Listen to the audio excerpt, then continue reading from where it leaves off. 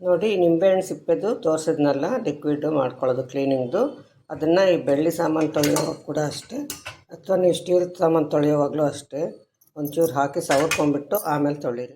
ಅದು ಹಚ್ಚಿದ್ಮೇಲೆ ಮಾಮೂಲಿ ಸಬೀನಲ್ಲಿ ತೊಳೆದ್ರೂ ಸಾಕು, ಅಥವಾ ನೀವು ಯಾವ ಪುಡಿ ಉಪಯೋಗಿಸ್ತೀರೋ ಅದನ್ನು ಉಪಯೋಗಿಸಿ.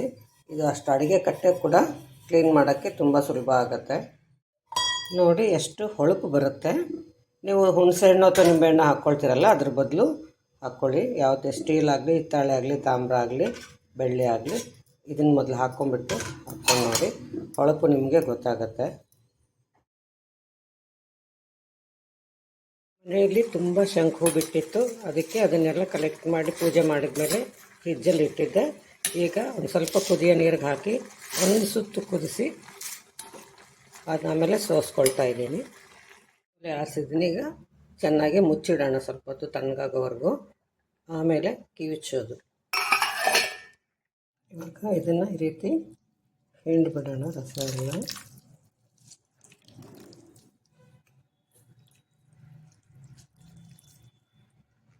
20-25 ml ಅಷ್ಟು ಬಣ್ಣ ಆಗಿದೆ. ಈಗ ಕುದಿಯೋವಾಗ ಒಂದು 1/4 ಚಮಚ ಸಕ್ಕರೆ, 1/4 ಚಮಚ ಉಪ್ಪು ಹಾಕಿದ್ದೀನಿ. ಈಗ ತಣ್ಣಗಾದ್ಮೇಲೆ ಒಂದು 1/4 ಚಮಚ ಫೆವಿಕಾಲ್ ಹಾಕಿ ಕಲಸಿದ್ದೀನಿ.